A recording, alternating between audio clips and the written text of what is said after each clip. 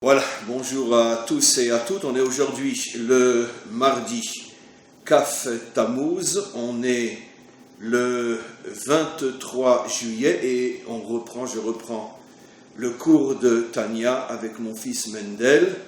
Et juste un bref résumé avant de rentrer dans le vif du sujet. On se rappelle donc que le Baal HaTanya avait rapporté l'exemple qu'utilisent justement ceux qui nient la présence réelle d'Hachem dans ce monde en disant que finalement Hachem ressemble à un artisan qui, après avoir créé ce qu'il devait faire, peut s'en aller et l'objet continue à exister tout à fait indépendamment de l'artisan. Et c'est intéressant parce que, juste une remarque, ici le Baal HaTanya ne parle pas de gens dans notre monde moderne qu'on appelle des gens athées, des gens qui ne croient en rien. Non, il ne parle pas de ça. Il parle de gens qui croient, mais qui pensent qu'après avoir créé, Hachem s'est retiré de ce monde et ne s'intéresse plus à ce monde, comme l'artisan qui passe à autre chose, il va s'occuper d'un autre ustensile, il va même, au bout de quelques jours, quelques semaines, oublier même l'ustensile qu'il avait créé auparavant. Et évidemment, cette vision des choses s'enracine, comme on le sait, entre autres, dans le fait qu'il y a tellement de choses difficiles à comprendre dans ce monde, tellement d'épreuves et parfois même d'horreurs, qu'il est très très difficile de comprendre et d'accepter que Dieu est présent dans ce monde. Et donc c'est la raison pour laquelle des gens qui au départ étaient croyants, mais ont un problème avec la présence d'Hachem dans ce monde et tout ce qui se passe dans ce monde, alors ils en sont arrivés à la conclusion que, bon, très bien, on croit qu'il y a un créateur, mais le créateur ne s'occupe plus de ce monde. Alors le Baal HaTanya, bien sûr, repousse totalement cette vision des choses et il dit que c'est tout à fait faux, parce que ce monde, s'il n'était pas maintenu en vie, à l'existence, à chaque milliardième de fraction de seconde par le fait que le maître du monde renouvelle constamment ses énergies créatrices à l'intérieur de chaque chose, et bien le monde retournerait au néant, comme avant la création. C'est-à-dire qu'à chaque milliardième de fraction de seconde, le monde existe parce qu'à ce moment précis, pas seulement Hachem veut qu'il existe, parce qu'il lui envoie les énergies nécessaires selon le domaine en question, soit le minéral, soit le végétal, soit l'animal, soit l'humain. Ce sont bien sûr des énergies différentes, mais chaque chose qui existe est le réceptacle d'énergie qui lui permettent d'exister. Donc, ce qui veut dire que la présence d'Hachem est constante dans la création. Ça, c'est ce qu'on avait donc expliqué. On reprend. Vechol sheken vekal vachomer bebriat yesh me'ayin shehi lemala me'ateva ve'afle upele yoter mekriat yamsuf. Ici, le rabbi dit quelque chose qui est extraordinaire. Il dit finalement la création de ce monde et l'existence de la nature est un miracle des milliards de fois plus grand que tous les miracles dont parle la Torah, y compris le plus grand de tous, qui est l'ouverture de la mer. Ça veut dire que même l'ouverture de la mer est un miracle insignifiant par rapport à l'existence de ce monde. Pourquoi ? On l'avait vu. Parce que même si Hachem, dans l'ouverture de la mer, a bouleversé, a changé les lois de la nature, mais malgré tout, il n'a pas créé une nouvelle nature. Et les eaux étaient toujours là, et on est passé au niveau des eaux, simplement que les eaux se sont tenues droites comme un mur, à cause donc du souffle. Vent. Comment ? À cause du vent. À cause du vent, finalement, qui soufflait sur les eaux. Ça veut dire, même l'ouverture de la mer, finalement, peut être expliquée. C'est un S, mais un S voilé. Comment, qu'est-ce que tu dis ? Non, c'est un S, mais selon la Teva, peut-être. Ou mais à la Teva. Non, c'est un S qui est mais à la Teva, Kriyat Yamsuf, mais disons qui, malgré tout, utilise d'une certaine manière la nature. Teva, c'est la nature. En vérité, on a un principe fondamental, je crois qu'on en a parlé le dernier cours, Mendel, c'est que jamais dans la Torah, on assiste à un miracle qui n'a pas un minimum de base matérielle. On a cette fameuse Haftara, où cette femme qui n'avait plus rien à manger et qu'elle et ses enfants mouraient de faim, elle était veuve. Alors le prophète lui dit, est-ce que tu n'as pas une fiole d'huile où il y a un minimum, un fond d'huile dans la fiole? Elle lui dit, oui, il reste un fond d'huile. Alors elle dit, va chercher chez toutes tes voisines des cruches, et avec ce réceptacle, enfin comment on dit ce réceptacle, ce kéli, comment on dit kéli en français, bon, cette cruche, et dans laquelle il reste un fond d'huile, tu vas remplir toutes les cruches que tu vas amener. Et elle est arrivée à remplir une centaine de cruches. Pourquoi? Parce qu'il y avait un miracle qui faisait que finalement sa propre cruche se remplissait. Mais la manne, par exemple, la manne, c'est quoi? Alors, juste un instant pour terminer. Tous les commentaires posent une question. Mais de toute façon, c'est un miracle. Alors pourquoi le prophète insiste pour qu'il y ait au moins au départ un fond d'huile? La réponse, on la connaît. Parce que jamais Hachem ne fait un miracle dans ce monde s'il n'y a pas un commencement, un début de nature qui va participer au miracle.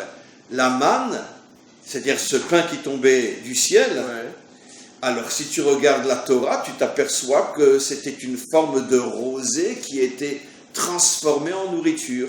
Et là aussi, les commentaires posent la question, et si c'est apparemment, comme la Torah le dit, quelque chose qui vient du ciel, pourquoi dans d'autres versets la Torah a besoin de dire qu'au matin il se levait et la rosée qu'il y avait sur les plantes ou sur les buissons se transformait en pain miraculeux?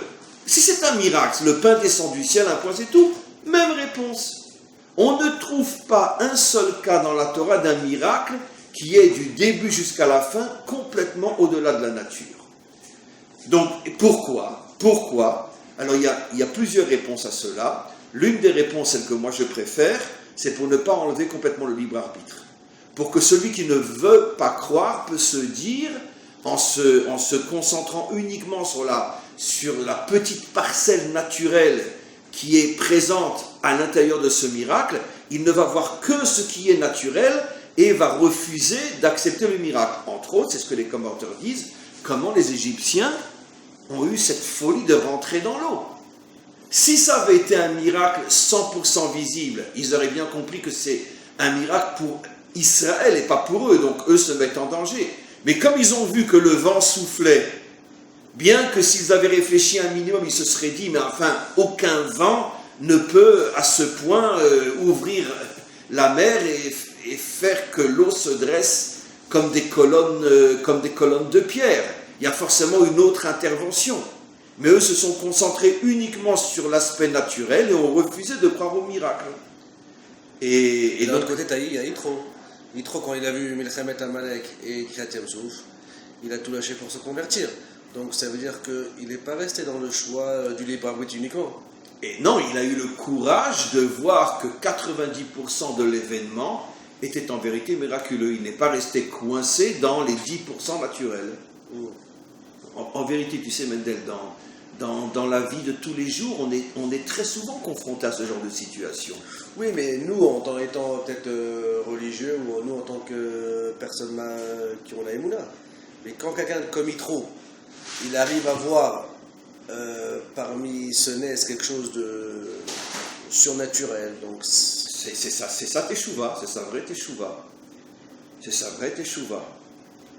Tu sais, dans toutes les guerres d'Israël, il y a eu des miracles absolument incroyables, mais bon, que la grande majorité, malheureusement, oublie ou n'en tiennent pas compte. Mais quand il y a eu Tsuketan, par exemple, comment on appelle Tsuketan en français? Bon, la dernière fois qu'on est rentré à Gaza, il y a, je crois, 2-3 ans, je ne me rappelle pas, 4 ans, combien de soldats tout à fait laïcs ont témoigné, et c'est même paru dans les journaux, mais après, bon, ça a été censuré parce qu'on ne voulait pas rendre fou le peuple juif, c'est-à-dire les laïcs, mais combien de soldats ont témoigné du fait qu'ils allaient rentrer dans un endroit qui était en vérité piégé, dans lequel il y avait des bombes, et tout d'un coup sortait une vieille femme en blanc, et ça a été même dans les journaux en Israël, et là, surtout ne rentrez pas là. Et ça se passait des fois au même moment dans différents quartiers, au point que les soldats qui sont rentrés, comme on le sait à Gaza, 70% d'entre eux n'étaient pas religieux, comme plus ou moins encore aujourd'hui dans l'armée d'Israël, un peu moins aujourd'hui, parce que ces 3 dernières années, il y a de plus en plus de religieux à l'armée, mais en tout cas il y a 3-4 ans, c'était en 70%, ils ont témoigné. Et les miracles de la guerre des 6 jours, il y a tout un livre comme ça qui a été écrit, je ne me rappelle plus comment son nom, avec des témoignages de soldats des kibbutz. C'est-à-dire les kibbutz, c'est l'extrême gauche.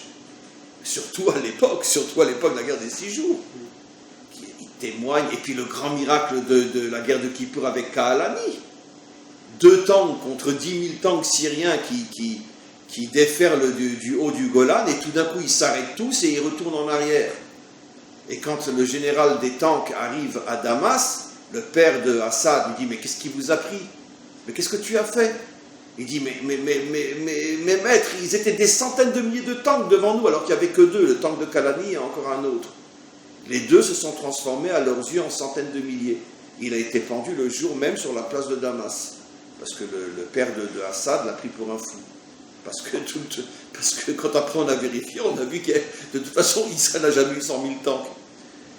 Et il y a toujours eu des miracles. Alors pourquoi tout Israël n'a pas fait Teshuvah?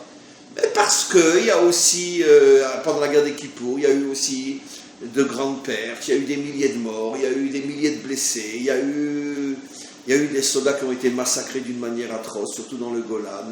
Et donc, les gens sombrent dans la triste réalité et oublient complètement les signes que Hachem envoie, qui prouvent que finalement il est là, même si on ne comprend pas. Alors s'il est là, pourquoi il y a ci, pourquoi il y a ça? C'est le problème de toute l'histoire humaine jusqu'à aujourd'hui. Et la guerre de 91, tous les 39 missiles qui tombent sur Israël, et là il y a les photos, il y a tout, c'était en 91, il y a les films, des immeubles entiers qui tombent, il n'y a pas un mort, il n'y a pas un blessé. Et les tracteurs, les bulldozers enlèvent toutes les ruines et ils sortent les habitants les uns après les autres, il n'y a pas une égratignure. Au point que je me rappelle que les Israéliens ont commencé à se dire, bon, peut-être qu'un missile, ça tue pas. Et bien, le 40e missile est tombé sur une base américaine en Arabie Saoudite, il y a eu plus de 200 morts. Il est tombé sur le réfectoire pendant qu'ils étaient en train de manger. Et il y a eu plus de 200 morts. Comme pour dire, bon, Chas Shalom, on ne se réjouit pas de ça, qu'à Dieu ne plaise. Mais comme pour dire, vous voyez, vous en avez eu 39, il n'y a pas un blessé. Parlons pas de mort, il n'y a pas un blessé. Ça aussi, c'est des miracles inimaginables. Mais d'un autre côté, comme on n'a pas vu une main sortir du ciel et retenir le missile, alors ceux qui ne veulent pas croire vont se dire... Et puis de toute façon, il y a encore jusqu'à pas tellement longtemps, je veux dire, des milliers de missiles sont tirés, des roquettes sont tirées de Gaza. Sur 4000 ou 5000 roquettes, il y aura malheureusement un mort ou 2 blessés, alors qu'il aurait pu en avoir des centaines. C'est des choses absolument incroyables. Ça prouve bien que l'homme qui n'a pas la Emouna, Hachem a beau lui envoyer des signes, il ne veut pas voir, il ne voit pas pourquoi. Parce que même les miracles les plus extraordinaires s'habillent toujours dans une facette de la nature qui permet à celui qui ne veut pas croire de refuser de croire. Et c'est le problème jusqu'à aujourd'hui, malheureusement. Donc en tous les cas, ici, le Baal HaTanya dit que l'existence de la nature est un miracle plus grand encore que les miracles apparemment visibles, alors que la nature, tu ne vois rien. Mais pourquoi? Parce que c'est un miracle permanent, auquel on s'est habitué, donc on ne voit plus le miracle. Mais si nos yeux pouvaient voir qu'à chaque instant, une énergie divine se propage dans chaque chose, jusque dans un minuscule grain de sable, et sans cette énergie divine, le grain de sable retournerait au néant, comme s'il n'avait jamais existé, on se rendrait compte qu'effectivement, la nature et ce monde matériel est un miracle encore plus grand que l'ouverture de la mer. C'est ce que le Rabbi explique ici. Et il continue, Alachat kama vekama, à combien plus forte raison, chez Beistalkut kohar abore minanivra, comme on l'a déjà expliqué, que si le maître du monde retirait son énergie de tout ce qui existe, chas v'shalom, qu'à Dieu ne plaise, Yashuva nivra le'ein ve'efes mamash. Toutes les créatures... Anivra, c'est l'homme ou c'est le monde? C'est le monde. Anivra, c'est l'homme, et c'est aussi tout ce qui est créé. Toutes les créatures, tout ce qui est créé, retournerait au néant total. C'est absolument incroyable de se dire que Au moment où, voilà, je touche mon bras, je parle, et en vérité, à chaque milliardième de fraction de seconde, je n'existe que parce que Hachem veut que j'existe. C'est un vrai, finalement, je n'existe pas, puisque je pourrais, s'il retirait son énergie de moi, je redeviens du néant. On comprend que si on intègre ce genre de notion, mais c'est plus possible d'être orgueilleux, c'est plus possible de se prendre pour... On n'existe pas. On n'existe pas. C'est incroyable d'arriver à comprendre que finalement, on n'existe pas. On n'existe que par la volonté d'Hachem. Comment tu peux te prendre au sérieux après? Comment tu peux dire, waouh, quel grand, quel ci, quel ça, mais quel rien? Personne n'existe. Et d'ailleurs, la Chassidut explique dans d'autres domaines, le Rabbi entre autres, que c'était ça la véritable raison de l'humilité infinie de Moshe. Avec toutes les qualités qu'il avait, la Torah ne parle que d'une, de son humilité. Le plus humble des hommes. Pourquoi? Parce que Moshe avait perçu et ressentait ce que le Baal HaTanya existe ici, c'est que même lui n'existe que parce que Hachem le veut. Il n'a aucune possibilité de se maintenir à l'existence. Il n'est que l'expression de la volonté d'Hachem. Il y a un autre pirouge, c'est que Moshe, plus fort. Que Moshe se dit que si Hachem avait donné ses forces ou cette neshama à quelqu'un d'autre, il aurait sûrement été mieux que lui. Nachon. Et c'est sur ce point-là qu'il disait qu'il était humble. Parce que, ok, je suis comme je suis. Mais parce que j'ai reçu ces forces-là d'Hachem. Et si Hachem avait choisi quelqu'un d'autre que moi, il aurait été encore plus grand que moi. Je vais te dire, Mendel, ça va un petit peu dans le sens de la première explication. Qu'est-ce que dit Moshe? Que moi, je n'ai rien. Tout ce que j'ai, c'est Hachem qui me le donne. Simplement, ça complète ce que j'ai expliqué. Moi, j'ai expliqué que Moshe était humble parce qu'il savait qu'il n'existait pas en vérité. Toi, tu vas plus loin en disant que même ce qu'il a réalisé, il était tellement conscient que ça venait d'Hachem et que lui n'y était pour rien, au point de dire que si tu avais choisi quelqu'un d'autre que moi, peut-être qu'il aurait encore fait mieux que moi. Mais quoi qu'il en soit, dans cet aveu-là, il reconnaît que finalement, toutes les forces qui lui ont permis de réaliser ces choses extraordinaires, toutes ces forces viennent d'en haut. Donc finalement, c'est pour ça qu'il est tellement humble, parce que lui arrivait à percevoir, ressentir cette énergie cachée que nos yeux ne voient pas, que notre ego ne ressent pas, et qui nous amène à l'orgueil et ce que j'appelle toujours le culte de l'ego. On continue. Et là, chez Tsarir Liot Kohar Apoel Benifal Tamid Lachiotol Kaimo. Bon, on n'a fait que devancer en français ce que le Baal HaTanya dit, et donc on est donc dans l'obligation de comprendre que l'énergie créatrice se trouve à chaque instant et en permanence dans toute chose qui existe et qui se maintient. Vehen, et c'est quoi ces énergies-là? Alors on va s'arrêter un petit peu parce qu'il revient sur une notion qu'on a déjà vue mais qui est fabuleuse. Et c'est quoi ces énergies? Où elles sont ces énergies? À quoi elles ressemblent? Le Rabbi explique. Vehen en bechinat otiyot adibur me'asara ma'amarot shebaem nivru. Ce sont les fameuses lettres des 10 paroles de la création. C'est la prina, c'est pas vraiment la lettre. Comment? C'est la prina, otiyot. Oui, c'est-à-dire, parce que tu as raison, la Bechina, ça veut dire en vérité, parce que les lettres représentent chaque lettre avec sa forme, son sens et sa valeur numérique, correspond à certains types d'énergie.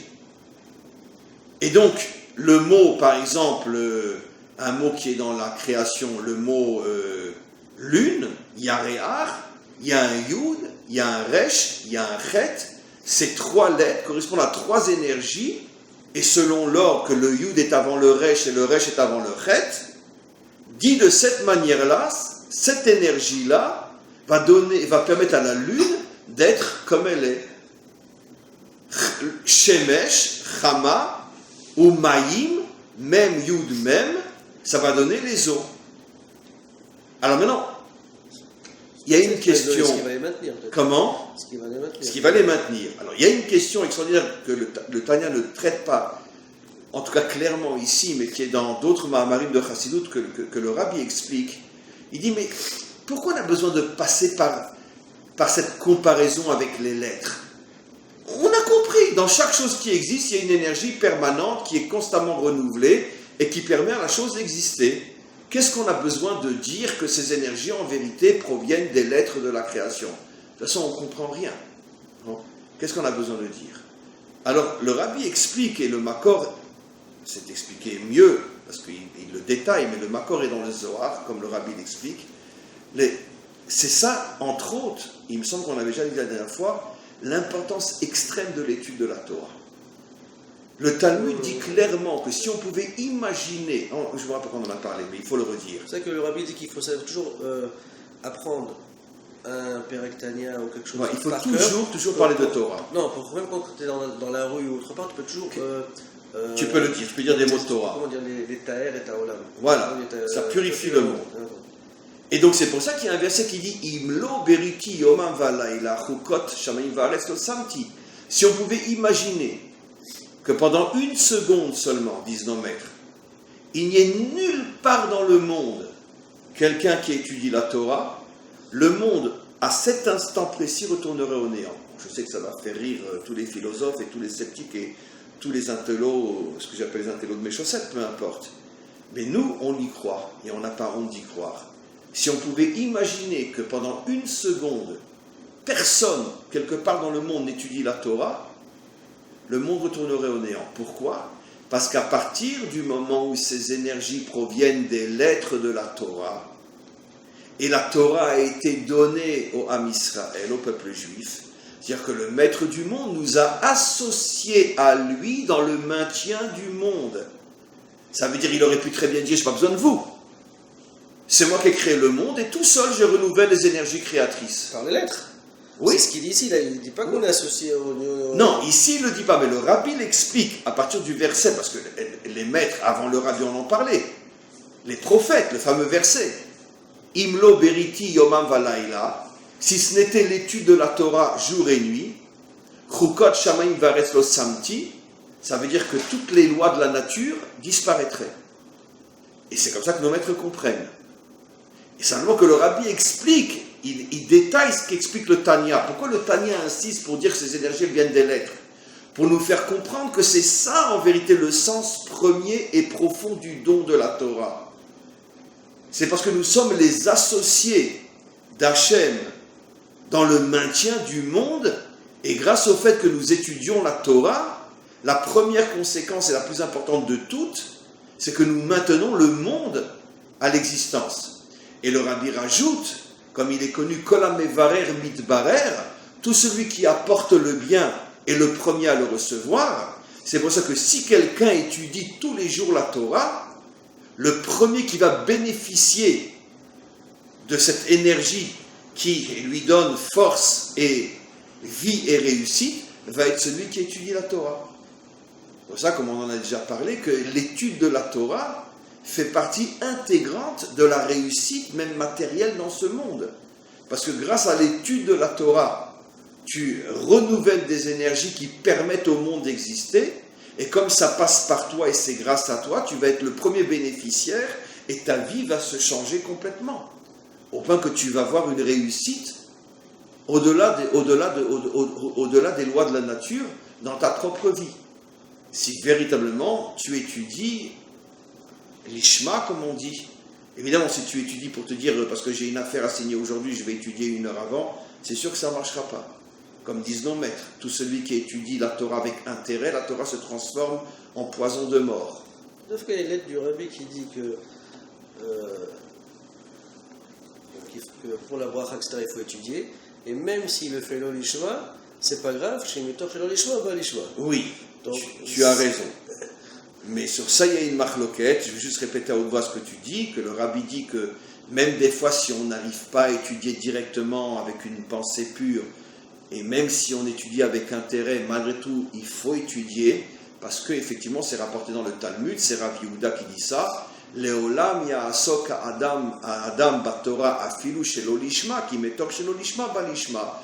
Un homme doit toujours étudier la Torah, même avec parfois des intérêts, parce que de toute façon, même s'il commence avec des pensées qui ne sont pas 100% pures, finalement la Torah prendra le dessus et l'amènera à des pensées qui sont, oui, 100% pures.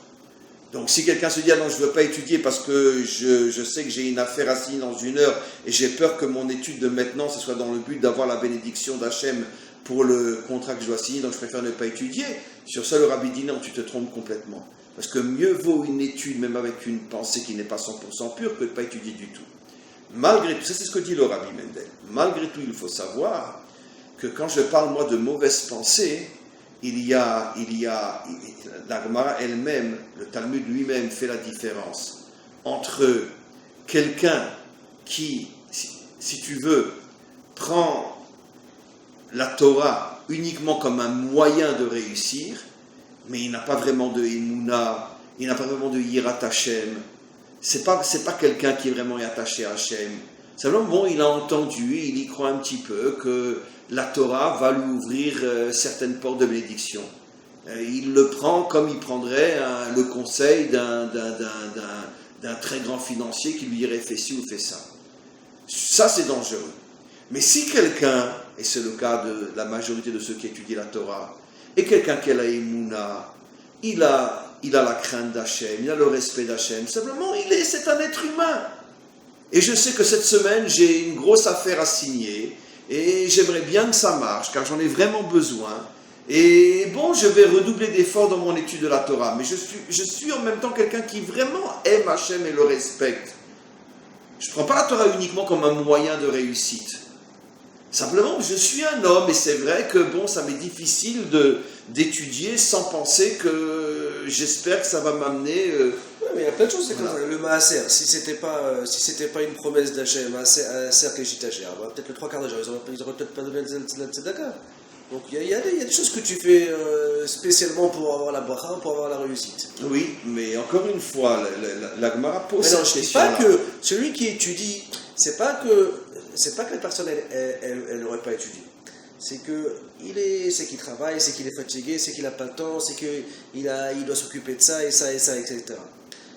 Maintenant, le fait qu'il dit maintenant, voilà, je vais étudier, c'est pas qu'il va étudier, qu'il se force à étudier, c'est qu'il se force à trouver le temps pour étudier. C'est ça le fait que chez l'olishma. C'est pas l'olishma de l'étude elle-même, c'est l'olishma qu'il se force à trouver le temps parce que ça va lui donner la bracha, mais pas son étude elle-même. Tu as raison. Et maintenant, pendant que tu parlais, je me rappelle d'avoir lu, mais je ne me rappelle plus où, une réponse extraordinaire. Comment tu peux savoir si quelqu'un a vraiment des pensées impures et qui prend la Torah uniquement comme un moyen de réussir, ou quelqu'un qui, oui, malgré tout, pense qu'avec l'étude de la Torah, il va réussir, mais malgré tout, ce n'est pas une pensée 100% impure. Le test est, et maintenant je me rappelle, c'est la Gemara qui le dit, maintenant je me rappelle c'est la Gemara qui le dit, dans un autre domaine. Quelqu'un dit, voilà, il a un enfant malade, que Dieu préserve, et il prélève une grosse somme à la tzedaka, à la charité en français, excusez-moi le gros mot, à la tzedaka, et il implore Hachem, il dit, voilà, regarde, je donne une somme très importante pour les pauvres, je t'en supplie, sauve mon fils. Alors, est-ce qu'il a le droit de le faire ou non? La Gemara dit, bien sûr qu'il a le droit de le faire. Ah, pourtant, il a un intérêt qu'Hachem sauve son fils.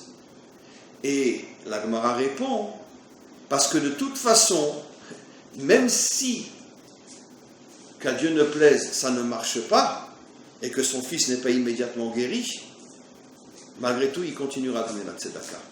C'est-à-dire, c'est pas quelqu'un qui donne la tzedaka que pour que son fils soit guéri, et qu'il n'a jamais fait avant et qu'il ne le fera plus après. C'est ça le test. Si tu es quelqu'un qui donne la tzedaka avant que ton fils soit malade, et que qu'à Dieu ne plaise, même si le fils n'est pas guéri, tu continueras à donner la tzedaka. Peut-être pas autant, mais tu continueras. Alors là, c'est permis d'utiliser le bien que tu fais pour demander à Hachem de t'aider dans ta vie personnelle. C'est pareil pour l'étude de la Torah. Si tu n'étudies que lorsque tu as une affaire à signer, et sinon tu n'étudies jamais, alors là, c'est une pensée totalement impure qui n'amènera certainement pas la bénédiction. Mais si tu es quelqu'un qui sait très bien qu'on ne peut pas concevoir une vie authentique sans étude de la Torah. Maintenant, c'est vrai qu'à la veille de la signature d'un contrat important, tu as peut-être étudié un peu plus que d'habitude. Mais tu étudies avant. Et tu continueras à étudier après, même si ça ne se passe pas aussi bien que tu le pensais. Ah, dans ce cas-là, ça ne s'appelle pas une pensée qui est complètement impure. Bon, c'est dac, c'est très fin la nuance entre les deux. Mais encore une fois, c'est comme... Mais il y a plein de choses qu'on fait pour Tarata Mishpacha. Il n'y a pas la moitié, les trois quarts des gens qui sont peut-être pas orthodoxes et qui font Tarata Mishpacha. Ils le font parce que ils savent que c'est la clé de la réussite dans le couple. Naron, mais d'un autre côté, ça enlève pas la mitzvah. Encore une fois, il n'est pas... Et c'est pas parce qu'il le fait que pour ça que ça ne marchera pas. Non, mais que pour ça, justement, là, le truc. Il n'est pas interdit de profiter, de faire la volonté d'Hachem et de surfer sur ces choses en disant, quand on est dans le besoin, aide-moi et donne-moi. Ce qui est interdit, c'est que si tu ne le fais que pour ça, par exemple, comme j'ai donné l'exemple... Alors, quelqu'un qui fait que Tarata Mishpacha que pour avoir une bonne vie de couple, quoi, il l'aura pas? C'est pas sûr. Non, mais qu'est-ce qui se passera si demain, par exemple, il se dispute avec sa femme, alors il va lui dire, bon ben, on se sépare plus même quand tu as les règles, parce qu'il a une dispute. Non, je ne pense pas que ça va se faire. Donc, s'il respecte les lois de la pureté familiale, même si sa pensée est, et il a 100% raison, de se dire que grâce à cela, ça va lui permettre de construire son couple, si c'est un homme normal, même s'il traverse une période difficile avec sa femme, ils ne vont pas se dire, bon, ben, puisqu'en ce moment ça ne marche pas, donc on ne va pas respecter les règles de pureté familiale. Si c'est le cas, alors ça prouve que dès le départ, c'est un truand. Mais combien il y en a des gens comme ça? Tu comprends? Tu comprends? Et c'est encore une fois, la Torah dit clairement que le fait de respecter Shabbat, ça amène la bénédiction, même matérielle. Alors imagine-toi, quelqu'un il va faire faillite, il va s'arrêter de faire Shabbat. Je ne dis pas qu'il n'y en a pas. Mais ça va être le test. Si quelqu'un, moi je raconte souvent cette histoire, j'avais connu une personne il y a de nombreuses années qui avait très très bien réussi dans les affaires. Mais il travaillait Shabbat, les jours de fête, etc. Et il a commencé à faire Teshuvah avec moi et il a commencé à faire Shabbat. Il a commencé à se laisser même pousser la barbe, une qui passe sur la tête dans le bureau, etc. Vraiment, une vraie teshuva. Et au fur et à mesure, ses affaires ont commencé à baisser. Et il est arrivé à une situation où il avait très très peur de faire faillite. Et je me rappelle jusqu'à aujourd'hui, un jour à 2h du matin, il n'était même pas rentré dormir, il était tellement angoissé.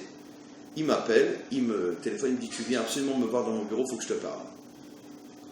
J'arrive dans son bureau, à l'époque c'était à Paris, et il me tombe dessus, et il me dit, mais qu'est-ce que c'est que cette folie? J'ai tout laissé, Bon, c'était quelqu'un qui aussi courait à droite, à gauche, etc. Bon, quelqu'un qui avait bien réussi, il était jeune à cette époque-là.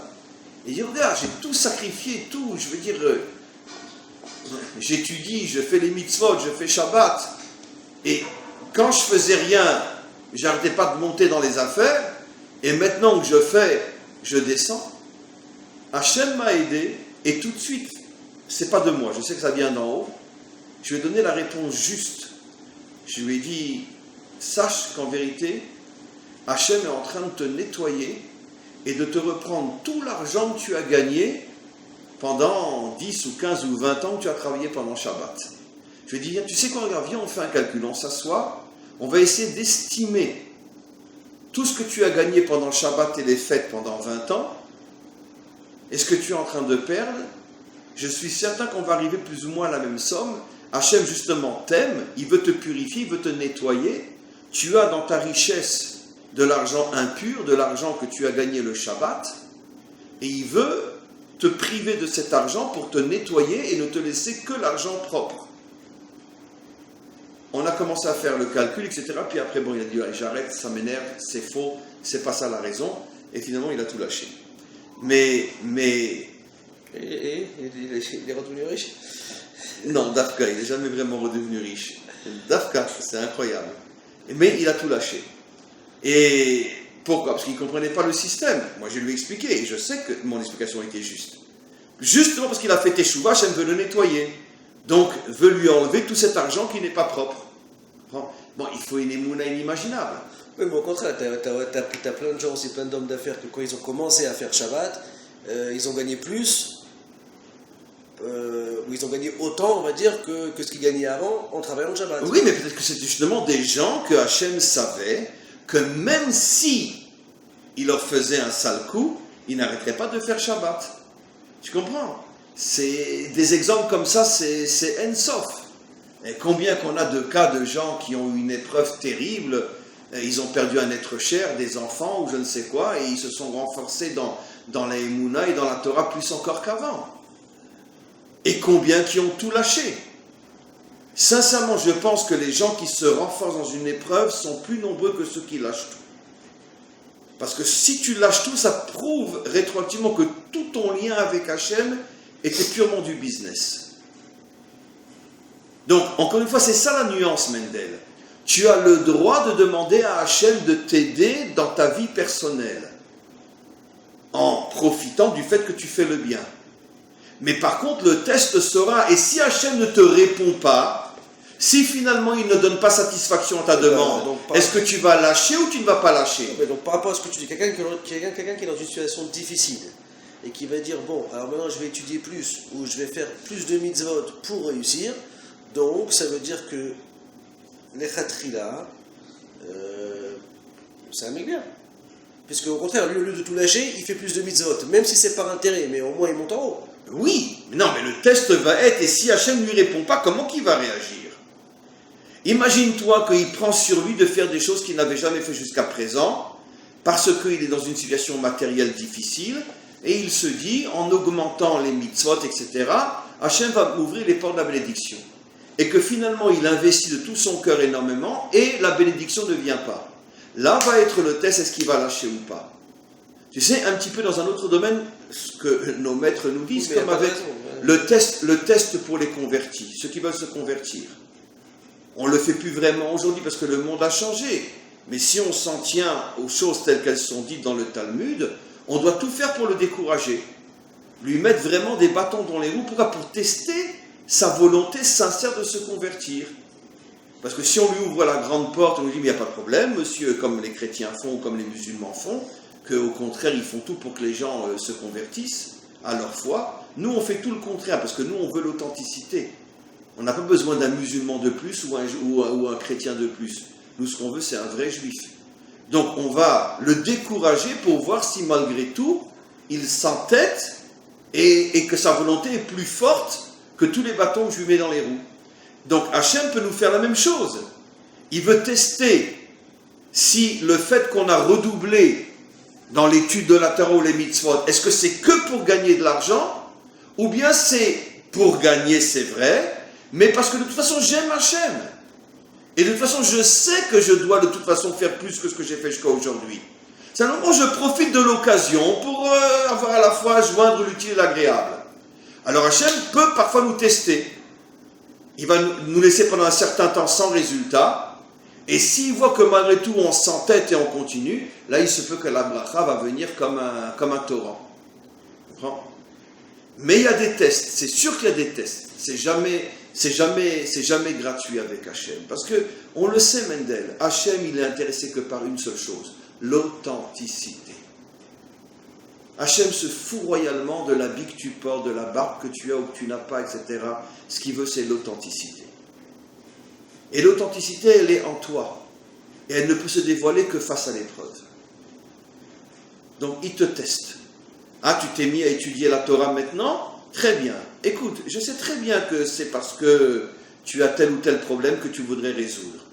Ça ne me dérange pas, dit Hachem, puisque finalement tu étudies la Torah et c'est bien. Mais je vais quand même te tester un petit peu pour savoir si ce n'est que pour la réussite ou c'est parce que tu comprends que l'étude de la Torah c'est important, même si tu veux aussi la réussite. Donc je te teste. Et là, on va voir comment tu vas réagir. Bon. Donc encore une fois, il n'est pas interdit de demander à Hachem de l'aide. J'ai fait récemment un cours là-dessus. Et je le nuance maintenant. Il n'est pas interdit de demander à Hachem de l'aide. Ce qui est interdit, c'est de faire dépendre ton service que de l'aide que tu vas recevoir. Je reçois, je continue, je ne reçois pas, je lâche. C'est ce que moi j'ai appelé dans un cours récemment l'idolâtrie. Alors, quelle est la différence entre celui qui fait rien et celui qui fait par intérêt? Il fait quand même, même s'il fait par intérêt, il fait quand même. Oui, mais encore une fois, Mendel, est-ce que c'est un intérêt qui fait que la Torah n'est que pour l'intérêt? Peu importe, il le fait quand même. Non, alors ça, sur ça, Lui, il va quand même se lever le matin, il va aller à la synagogue, il va mettre de filine, il va étudier un petit peu, il va commencer son travail à 10h, l'autre il commence à 7h. Oui, mais si c'est par intérêt, un jour il va vouloir faire le bilan avec Hachem. Bon, alors j'ai obtenu ce que je voulais ou non? Et s'il n'a pas obtenu? S'il y a un intérêt, il y a forcément aussi un moment où il va faire les comptes avec Hachem. Tu m'as donné ou tu m'as pas donné? Et quand ce moment va arriver et qu'il n'a pas reçu, si c'est que de l'intérêt, il va lâcher. Si c'est de la émouna et en même temps de l'intérêt, il ne lâchera pas. Et s'il ne lâche pas, c'est sûr qu'au prochain tour, Hachem lui ouvre la porte de la bénédiction. Ça c'est clair. Ça c'est clair, ça c'est marqué dans tous les livres, etc. Dès le moment où Hachem sent que tu es authentique, peut-être même celui qui étudie, il ira jusqu'au bout, mais pour arriver à cette porte. Oui, mais encore une fois, Hachem est plus fort que nous, il sait comment nous tester. C'est pas la peine de rentrer en compétition avec lui, c'est sûr qu'il va gagner. Il sait comment nous tester. Encore une fois, il n'est pas interdit de demander de l'aide à Hachem. Ce qui est interdit, c'est de faire dépendre toute ma relation à lui au gain que j'attends de lui. Ça, c'est interdit. Mendel, le plus bel exemple à en pleurer, et à chaque fois que je le dis, sincèrement, je retiens mes larmes. Le plus bel exemple de tous les exemples, Moshe Rabbeinu, toute sa vie, il a donné pour Hachem. Pourquoi? Pour mériter de rentrer en Eretz Israël, à la tête du peuple juif. Et à la fin de sa vie, alors qu'il est à la frontière, il a tout donné. Je lui dis, halte, tu rentres pas. Pour cette idiotie de frapper au lieu de parler, comme si quelqu'un va prendre ça au sérieux. C'était un prétexte uniquement, mais c'était un test. Pour montrer rétroactivement que toute sa vie, Moshe avait servi Hachem de la manière la plus absolument authentique. Non, mais ça ne l'a pas aidé non plus. Non, mais bon, il y a des explications à ça, qu'en vérité, que les 515 prières qu'il a priées pour pouvoir rentrer, elles ont été retenues en haut pour être utilisées pour le peuple juif, pour sortir du dernier exil. Mais lui, et d'ailleurs, dans notre paracha, regarde, Hachem lui dit, pars en guerre contre Midian, et après tu mourras. Et tout de suite, il ordonne Pinchas et les autres de partir en guerre. Rachid dit, mais attends, il vient d'entendre qu'après cette guerre, il va mourir. Et il n'hésite pas une seconde. De là, dit Rachid, tu vois que Moshe est un homme complètement désintéressé. Hachem lui a dit, même si sa vie dépend de l'accomplissement de ce que Hachem lui a dit, il s'en fiche. Mais tant pis, je vais mourir. Mais moi, Hachem m'a dit, je fais. Mais la plus grande épreuve de toutes, c'est que toute sa vie, il a espéré rentrer en Israël, et finalement, à la fin de sa vie, il s'entend dire, non, toi tu restes. Il rentre sans toi. Et on ne le voit pas broncher. Si, il va prier 150 prières, mais sans colère, sans broncher, sans rien. Et il continue jusqu'au dernier jour de sa vie à... Bon, évidemment, c'est Moshe, c'est ni toi ni moi. On n'a aucune chance d'arriver même à l'ombre de ce niveau-là. Mais ça, tu vois que c'est bien la preuve comme quoi Hachem veut mettre en évidence l'authenticité. Et l'authenticité ne peut être mise en évidence que si tu n'as pas tout de suite ce que tu demandes. Et que Hachem te fait languir pour voir si tu vas craquer ou non. Et quand il est sûr que finalement tu t'es mis à le servir et que tu ne le lâcheras pas, Baruch qui va te donner ce que tu demandes. Bon, Moshe, en tout cas, c'était différent. Il n'a pas reçu parce qu'il fallait que ses prières restent pour le Ham Israël pour la fin de l'exil. Bon. Eh bien, on va faire encore une phrase. Ve'al ze ne'emar, et c'est ce qui est dit, Ve'ata mechaye et kulam, toi Hachem, tu donnes vie, et c'est au présent, à tout ce qui existe. Al tikre mechaye, et la mehave, dainu yesh mehaï. Et le Baal HaTanya explique que c'est pas seulement qu'il donne vie à ce qui existe, il donne l'existence à ce qui existe. Quelle est la différence entre donner l'existence et donner la vie? C'est que l'âme que nous avons en nous donne vie à notre corps. Mais lorsque l'âme quitte le corps ne se désintègre pas à la seconde même. c'est pas l'âme qui fait que le corps existe. L'âme donne vie au corps. Un exemple encore plus nul. L'essence permet à la voiture d'avancer. Quand il n'y a plus d'essence, la voiture n'avance plus, mais elle ne disparaît pas. Donc c'est pas seulement que Hachem donne vie au monde. Hachem donne l'existence au monde. C'est-à-dire que si Hachem se retire, le monde disparaît. Altikra mechaye et la mehave. C'est d'ailleurs la raison pour laquelle comment s'appelle Hachem Yudke Vavke. Et qu'est-ce que ça veut dire? Ça vient du mot lehavot, qui veut dire donner l'existence. La traduction du nom de Dieu, c'est celui qui donne l'existence. C'est la différence entre Elohim et Havaye. Elohim est le créateur, mais comme on a vu avec un artisan, un créateur peut créer après son aller, mais Yudke Vavke, Havaye, est celui qui donne l'existence. Ça veut dire que, à nos yeux, on a l'impression, si on croit que, bon, il y a un créateur, mais qui dit qu'il est présent dans ce monde? C'est pour ça qu'on dit Hachem ou Elohim, Hachem ou Elohim. Malgré le fait qu'on pourrait croire que Hachem a abandonné son monde après l'avoir créé, on sait qu'il est Havaye, c'est-à-dire il continue à donner existence au monde, pas seulement donner vie au monde, mais donner existence au monde. Ve'ata en bechinot aotiyot, mais aleph ve'atav, c'est ça qui est marqué ve'ata. Dans le mot ve'ata, il y a le aleph et le tav qui incluent toutes les lettres. Comme il le dit, ve'ata en bechinat aotiyot, mais aleph ve'ad tav. Comme on le sait, les 22 lettres de l'alphabet commencent par un aleph, se terminent par un tav. Et dans le mot ve'ata, et toi, il y a une allusion aux 22 lettres de l'alphabet. Comme pour dire que les 22 lettres de l'alphabet sont les 22 énergies qui permettent au monde d'exister.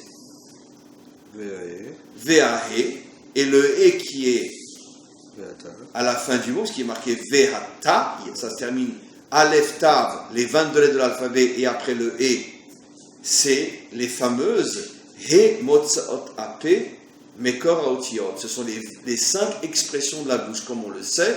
Bon, c'est en hébreu, je ne sais pas si toutes les langues ont ces 5 expressions. En hébreu, tu peux dire une lettre avec le bout des lèvres. Tu as des lettres que tu dis avec un bout des lèvres, par exemple le bet. Tu as des lèvres chet que tu lis avec le palais. Tu as des lettres que tu lis avec la gorge, le rein, c'est la gorge. Et bon, je ne sais plus, il y en a encore 2, mais Bekitsu, c'est quoi? Le P. Le P, oui, le P aussi, c'est un souffle. Je sais qu'il y a 5 les lettres correspondent à 5 expressions de la bouche. Le bout des lèvres, le palais, le souffle, la gorge, la langue. La langue aussi. Lamed ou Aleph, je me rappelle plus. Je me rappelle plus quelles sont les lettres, mais en tous les cas, dans l'ensemble des 22 lettres, tu utilises 5 manières de bouger la bouche. Et c'est pour ça donc le mot ata, qui veut dire toi en vérité, fait allusion à un secret incroyable. Dans le mot ata, il y a le aleph et le tav qui fait allusion aux 22 lettres de la Torah, et le he final, vehata, qui fait allusion aux 5 manières de prononcer les 22 lettres de la Torah. C'est-à-dire que le mot vehata fait allusion finalement à toutes les énergies créatrices. C'est pour ça qu'il est dit vehata mechaye et kulam. C'est le nun avec la langue tête. Le nun. Non, tu peux pas faire ça. Nun. Avec le nun, on ne fait rien. Nun, c'est qu'un son. Nun. Si on bouge un peu les lèvres. Nun. Non, au contraire, sur la langue, tu peux pas faire de nun. C'est la langue, le nun. C'est que la langue qui bouge dans le nun. Ouais. Effectivement, oui, peut-être, oui. Je sais, il y a des lettres de lèvres, des lettres de langue, des lettres de palais, des lettres de gorge. Quel est le 5e, je ne me rappelle plus.